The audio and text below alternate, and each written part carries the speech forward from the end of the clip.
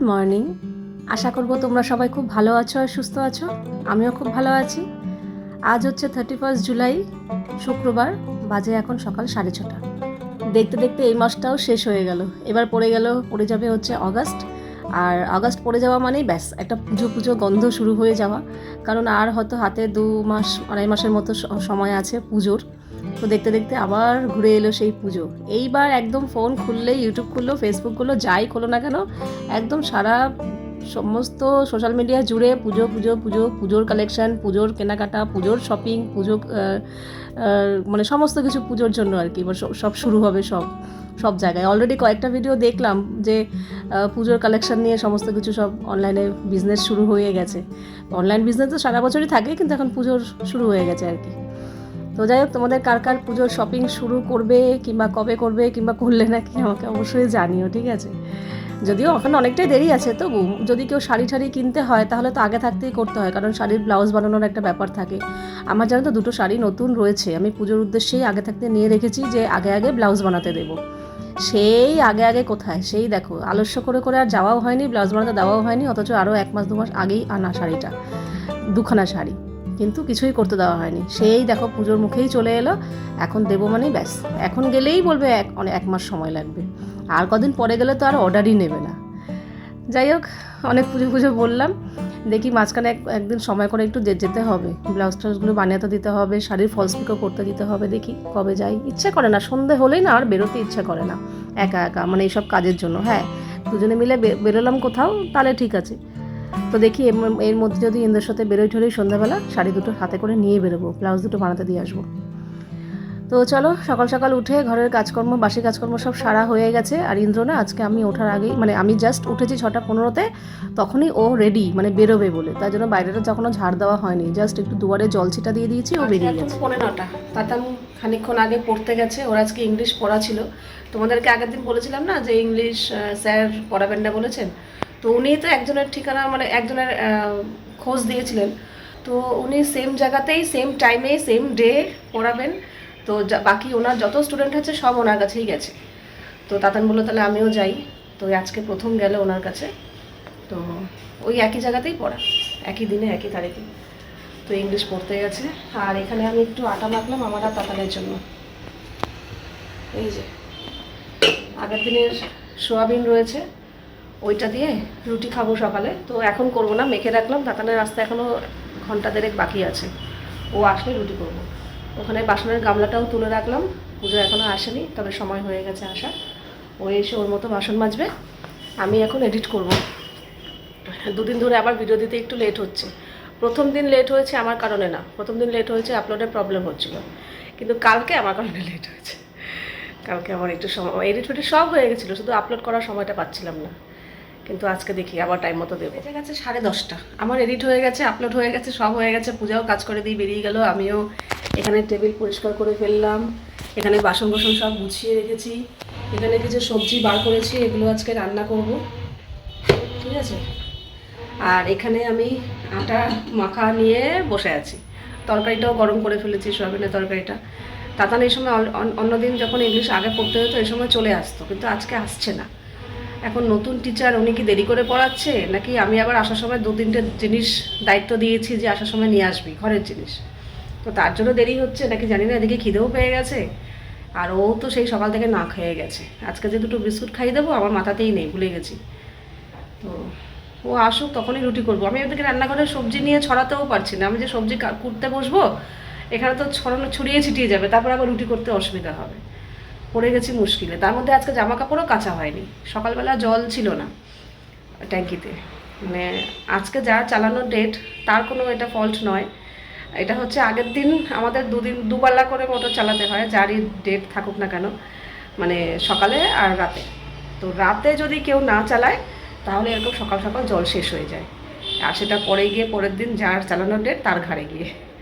তো যাই হোক, জল ছিল না, তাই জন্য আমি আজকে ওয়াশিং মেশিনও চালাতে পারিনি। এই এখন মেশিন চালালাম, তো কাঁচা হয়ে গেলে মেলে দিতে পারতাম, কাঁচাও হয়নি, এরপরে মেলতে হবে। আজকে পুরো পড়ে গেছি মুশকিলে, মানে এখন কী করবো বুঝতে পারছি না। তো দেখি পাশ থেকে দাঁড়িয়ে না থেকে সময় নষ্ট না করে সবজিগুলো কাটাই শুরু করি, আর কিছু করার নেই।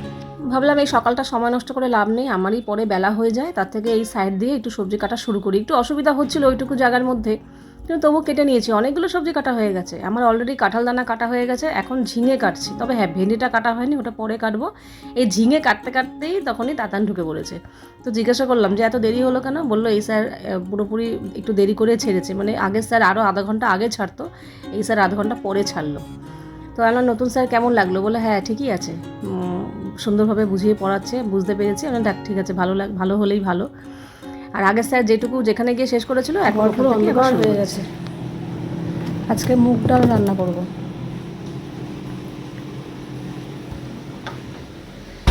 বৃষ্টিও পড়ছে, জামা কাপড় এখনো মেলতে পারিনি। এই যে শুরু হয়েছে বৃষ্টি, এখন তো তবু একটু কমেছে, তবে আরও জোরে হচ্ছিল। বৃষ্টিটা কমই তারপর মেলবো। আর এই যে এখানে আমি তাতান আস্তে আস্তে কাঁঠাল দানাগুলো কাটা হয়ে গেল, এটাই কাটতে সময় লাগে, যা ছিল শেষ আর নেই। কাঁঠাল দানা কেটে ধোয়া হয়ে গেছে, ঝিঙে, এই ঝিঙে আর কাঁঠাল দানা দিয়েই মুগ ডাল করবো আজকে। আর তার সাথে এখানে এই যে ভেন্ডি ধুয়ে রেখেছি, এটা কাটবো।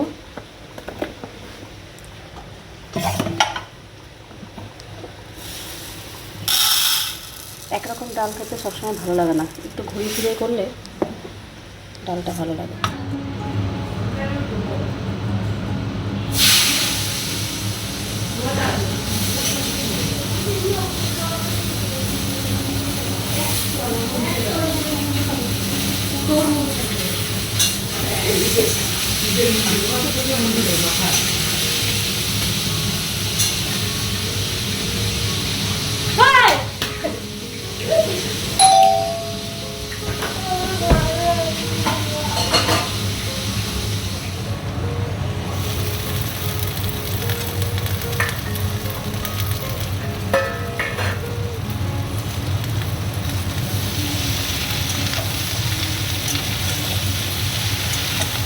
এখানে ভাত উপর দিয়ে দিয়েছি, আমি ইন্দুবাবু চলে এসছে, স্নান টান করে বসে আছে, বাজে 1টা।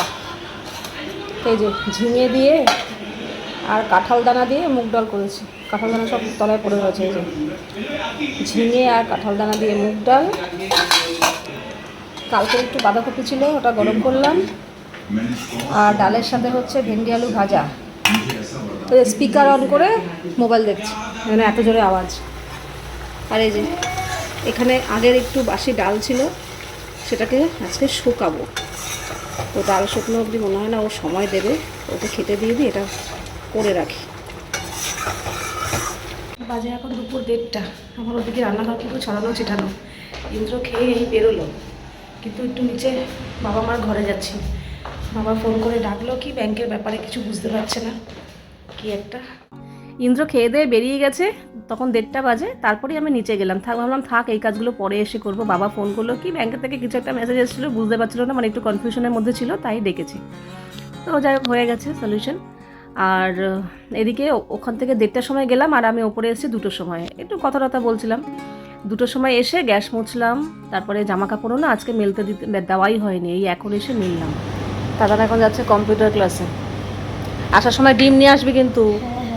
সকালবেলা 3টে জিনিস বলেছিলাম, 2টো জিনিস নিয়ে এসছে, ডিম আনতে ভুলে গেছে। হ্যাঁ রাত্রেবেলা নিয়ে আসবি, একটাও ডিম নেই, যদি বাবাই চায় না ডিম নিয়ে আসবি মনে করে। এখানে যাবি, ওই সাবধানে যাবি বাবা, এখান থেকে এখানে মনে করে নিয়ে আসবি আসার সময়। আজ 10টা, হ্যাঁ এখন 8:30।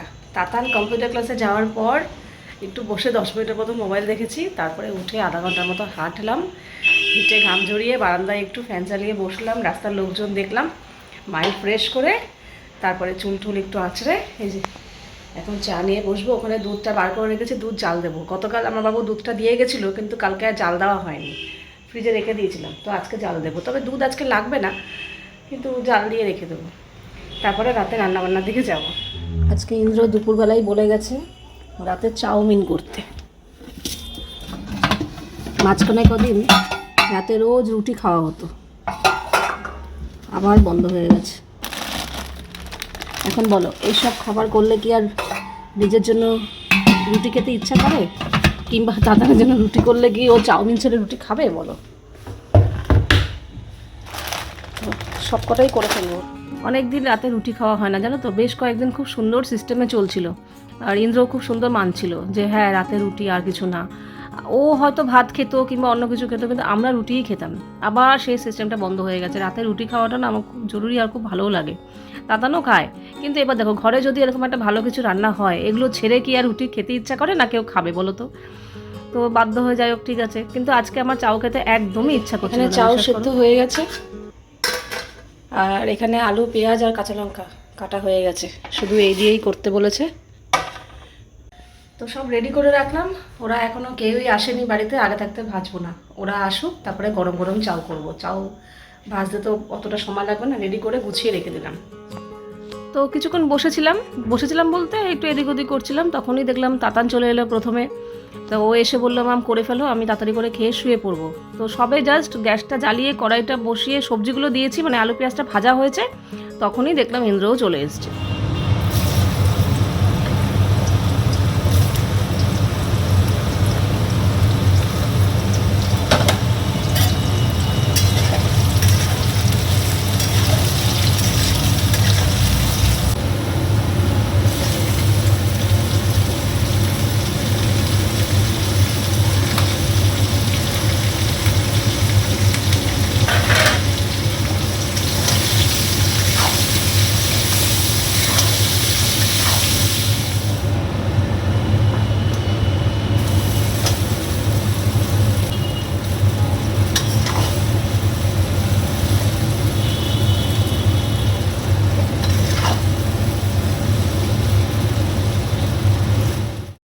ভেবেছিলাম দুজনে একসাথে আসবে, তারপরে মানে একসাথেই ভাজবো, গরম গরম একসাথে খাওয়া হবে।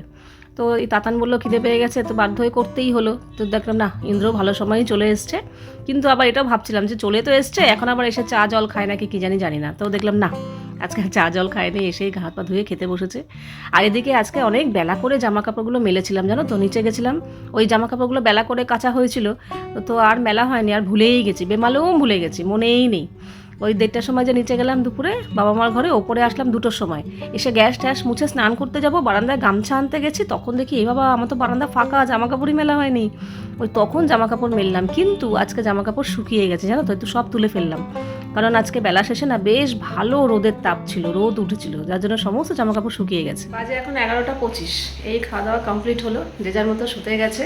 আজকে ইন্দ্র এসছে, এসে 10:30 10:30 মতো বাজে, এসে গা হাত পা ধুয়েই খেতে বসে পড়েছে, জলও খায়নি চাও খায়নি। ও এসে দেখছে তাতান খেতে বসেছে, তাতানকে আগে দিয়ে দিয়েছিলাম, ও খিদে পেয়েছে বলছে শোবে। তো এসে যেই দেখেছে ও খেতে বসেছে, ও বলে আমাকেও দিয়ে দাও। তো এরকম যদি রোজ এসেই খেয়ে নিত না, তাড়াতাড়ি খাওয়া দাওয়ার পাটটা চুকে বেশ 11 11:30 মধ্যে হয়ে যায়, 12টার মধ্যে ঘুমিয়ে পড়তে পারি। তাহলে 6টার মধ্যে উঠলে মোটামুটি 6 ঘন্টা ঘুম হয়। কিন্তু এক একদিন এসে জল খায়, চা খায়, খাবো না খিদে নেই, এই করতে করতে অনেক রাত করে দেয়। যাকে আরেকটা কথা, তোমাদের মধ্যে বেশ কয়েকজন আছো না, আমি যদি একটু টাইটেলটা একটু অন্যরকম আকর্ষণীয় দিই, কিংবা থাম্বনেলটা একটু অন্যরকম দিই, কিংবা একটু খাওয়া দাওয়া দেখাই ভিডিওতে, তো এরকম কিছু করলে না তোমাদের মধ্যে কয়েকজন কমেন্ট করো, হয়তো না বুঝেই করো, আমি তাদের দোষ দিচ্ছি না। তোমরা তো সাধারণ দর্শক, তোমরা তো দর্শকদের চোখ মানে চিন্তাভাবনা থেকেই বলবে। কিন্তু আমরা রয়েছি অন্য জায়গায়, আমরা যারা ইউটিউবার, আমরা যারা ভিডিও বানাই, কন্টেন্ট বানাই, আমাদের চিন্তাভাবনাটা অন্যরকম থাকে। কাজেই তোমাদের ওটা না বোঝাটাই স্বাভাবিক। অনেকেই বলো এই একটা সামান্য ব্যাপারকে এত করে বলার কি আছে, এরকম টাইটেল তুমি কেন দাও, এরকম থাম্বনেল কেন দিয়েছো, এত খাওয়া দাওয়া, এরকম খাওয়া দাওয়া এত দেখানোর কি দরকার। বলি তোমাদের কথা মতো যদি আমি আকর্ষণীয় টাইটেল না দিই, মনে করো সামান্য জিনিসটাই আমি একটু টাইটেলটা এমনভাবে দিলাম যেটা দেখে মনে হবে এটা অসামান্য জিনিস, একটা বিশাল বড় একটা ব্যাপার, হ্যানা ত্যানা, হ্যাঁ এইসব, ঠিক আছে। তো খাওয়া দাওয়াটাও হয়তো একটা সামান্য কিছু, কিন্তু ওটাকে আমি একটু বেশি করে, মানে একটু আকর্ষণীয় করে, একটু অন্যরকম করে দেখানোর চেষ্টা করি। তো এইগুলো যদি, এই ব্যাপারগুলো আমি যখনই করি, তোমাদের কাছে মনে হয় কি আমি একটু বেশি বাড়াবাড়ি করলাম। আমাদের আবারও বলছি, তোমাদের কথা মতো যদি আমি চলি, মানে নর্মাল খাওয়া দাওয়া দেখালাম, কিংবা সামান্য জিনিস, এটা সামান্য জিনিস, টাইটেলটা সামান্য মতো দিলাম, থাম্বনেলটাও সামান্য মতো দিলাম, তো এরকম যদি আমি কথা শুনি, তোমাদের কথা মতো চলি, তাহলে দুদিনেই আমাকে ইউটিউব থেকে তোলপাতলপি গুটিয়ে বিদায় নিতে হবে, ঠিক আছে। তার কারণ হচ্ছে ইউটিউবের যে ট্রেনিং বলতে ইউটিউবে তো কোনো ট্রেনিং হয় না। আমি যেখান থেকে আমি শিখেছি, ইউটিউব থেকেই শিখেছি, কিছু কিছু টেকনিক্যাল ভিডিও দেখে আর কি। তো তাদের অনেক ভিডিও তো দেখেছি, তো তাদের ভিডিওর মধ্যে অনেকগুলো পয়েন্ট থাকে যেগুলো আমাদেরকে ফলো করতে হয় যাতে ইউটিউবটা অনেক গ্রো হয়, সাবস্ক্রাইবার বাড়ে, ভিউজ বাড়ে। তো সেখানে প্রথমেই বলার আছে যে একটা আকর্ষণীয় টাইটেল দিতে হবে যাতে ভিউয়ার্সদের দৃষ্টি আকর্ষণ করে, যাতে ভিউয়ার্সরা ক্লিক করে ভিডিওটা, ঠিক আছে। তারপরে হচ্ছে থাম্বনেলটাও একটু ঠিকঠাক মতো দিতে হবে যাতে ভিউয়ার্সরা দেখে মনে হয় না একটা ভালো জিনিস হতে পারে, এটা ক্লিক করলাম, ঠিক আছে। এরপরে হচ্ছে ভিডিওর ভেতরের অংশ এমন সুন্দর করে গুছিয়ে কিংবা একটু ভালো করে দিতে হবে যাতে দর্শকরা আমার ভিডিওর মধ্যে এঙ্গেজ থাকে। যত তোমরা আমার ভিডিও দেখবে তত আমার ভিডিও ভালো থাকবে, মানে ভালো চলবে আর কি। কাজেই এগুলো হচ্ছে ক্রাইটেরিয়া, মানে ইউটিউবে ভিডিও বানাতে গেলে এই জিনিসগুলো আমাকে ফলো করতে হবে। শুধু আমাকে না, যারাই ভিডিও বানায় তাদেরকে এই জিনিসগুলো ফলো করতে হয়, যে একটু আকর্ষণীয় টাইটেল দেওয়া, একটু আকর্ষণীয় থাম্বনেল দেওয়া, ভিডিওর ভেতরেও ভালো ভালো দৃশ্য দেখানো যাতে দর্শকরা ভিডিওর মধ্যে এঙ্গেজ থাকে, ভিডিও ক্লিক করে। তো সেখানেই তো আমাদের লাভ না। তো সেখানে যদি আমি নর্মাল দিই তাহলে সেটা মানে সেরকমভাবে তোমাদের হবে না। দেখো একটা আমি যেমন খাওয়া দাওয়ার ভিডিও যেদিনকে দিই, মনে করো নর্মাল খেলাম, এই খাওয়াটা আমি টাইটেল নাও দিতে পারতাম, যে আজকে চাউমিন, আজকে পোলাও, আজকে বাসন্তী পোলাও, আজকে ওই হলো সেই হলো, দারুণ জমিয়ে খেলাম, এটা না বললেও তো চলতো। আমি লিখতে পারতাম হ্যাঁ আজকে বাসন্তী পোলাও হয়েছে, এই দিয়ে ভাত খেলাম। আর বাসন্তী পোলাও আর আলুর দম দিয়ে জমিয়ে খেলাম, জমে ক্ষীর, এই সব জিনিসগুলো হলে দর্শকদের যারা তোমরা আমাকে ভালোবেসে ভিডিও দেখো তারা তো টাইটেলও দেখো না, থাম্বনেলও দেখো না। আমি ভিডিও দিয়েছি মানেই ভালোবেসে ভিডিও দেখবে, সেটা আলাদা ব্যাপার। কিন্তু নতুন দর্শকদের আকর্ষণ করার জন্য এই টাইটেল, আকর্ষণীয় টাইটেল, থাম্বনেল এইসব একটু দিতে হয়, ঠিক আছে। তো এগুলো তোমরা অনেকেই বলে এরকম টাইটেল দাও কেন, এরকম টাইটেল দেবে না, বাজে লাগলো, হ্যান ত্যান, আমি তো ভেবেছি অন্য কিছু এই সেই। তো এগুলো একটু দিতে হয়, এগুলো একটু অ্যাডজাস্ট করো। আবার অনেকে বলো কি হ্যাঁ সবই ভিউজের জন্য, তো ভিউজের জন্যই তো ইউটিউবে আসা। তা সত্ত্বেও কেন বলছো যে সবই ভিউজের জন্য? তাই না, ভিউজের জন্যই তো ইউটিউবে আসা। ইউটিউবের আসল উদ্দেশ্যটা কি? ভিউজ না হলে আমার ইনকামটা হবে কোথা থেকে? কাজেই আমাকে তো সেটা করেই চলতে হয়। তাও আমি অনেক কিছু ফলো করি না, নর্মাল আমার অনেকেই আমার ভালোবাসার বন্ধু আছো যারা ভালোবেসেই আমার ভিডিও দেখো, কাজেই অতটাও আমি সময় দিতে পারি না। যারা সপ্তাহে একদিন, মাসে একদিন ভিডিও করে তারা সব কিছু খুঁটিয়ে সুন্দর করে পারফেক্ট করার চেষ্টা করে। কিন্তু যেহেতু আমাদের মতো ব্লগাররা রেগুলার ডেইলি ব্লগ দিচ্ছি, কাজেই অতটা না করলেও চলে। আমি নর্মালি যেটা হয় সেটাই তোমাদের সাথে শেয়ার করি। তবে মাঝে মাঝে চেষ্টা করি একটু টাইটেলটা, থাম্বনেলটা একটু অন্যরকম দেওয়া, তাহলে একটু আমার ভিডিওটা ভালো চলে আর কি। কাজেই তোমরা আমার যারা পুরনো বন্ধু তারা টাইটেল যদি একটু অন্যরকম উঠাও তাহলে একটু অ্যাডজাস্ট করে নিও, ঠিক আছে। এগুলো দিতে হয় আমাদের, না দিলে চলবে কী করে বলো। মনে করো একটা সুন্দর একটা জামা কাপড়ের দোকান বলো কিংবা কসমেটিক্সের দোকান বলো, নর্মাল একটা চৌকি পেতে বসে আছে, অথচ তারই পাশে আরেকজন সুন্দর করে ডেকোরেশন করে লাইট ফাইট জ্বালিয়ে ফল সেটিং করে মানে সুন্দর করে ডেকোরেট করে বসেছে। মানুষ কিন্তু সেই দোকানটাতেই যাবে, অথচ জিনিস কিন্তু দুটো দোকানে সেম পাওয়া যাচ্ছে, কিন্তু ওরা যে একটু সুন্দর করে সাজিয়ে গুছিয়ে বসেছে, মানুষ ওই দোকানটাতেই ঢুকবে। কাজেই এটাই হচ্ছে ব্যাপার, আর কিছুই না। তো চলো, অনেক বকবক করে ফেললাম, আজকে ভিডিওটা এখানেই শেষ করছি। আবার দেখা হবে তোমাদের সাথে নেক্সট ভিডিওতে। তোমরা সবাই খুব ভালো থাকবে, সাবধানে থাকবে, সুস্থ থাকবে। তাহলে love you all, good night and tata. এর আগের দিন আমি অনেক হাত নাড়িয়ে কথা বলেছি, তোমাদের মধ্যে দুজন বলেছো হ্যাঁ নেল পলিশটা শো অফ করছো। নেল পলিশ আবার শো অফ করার জিনিস হলো? জানি না, আমার অভ্যাস এরকম কথা বলতে গেলে হাত পা এরকম নড়ে। আমি নেল পলিশ শো অফ করার জন্য করিনি। চলো টাটা।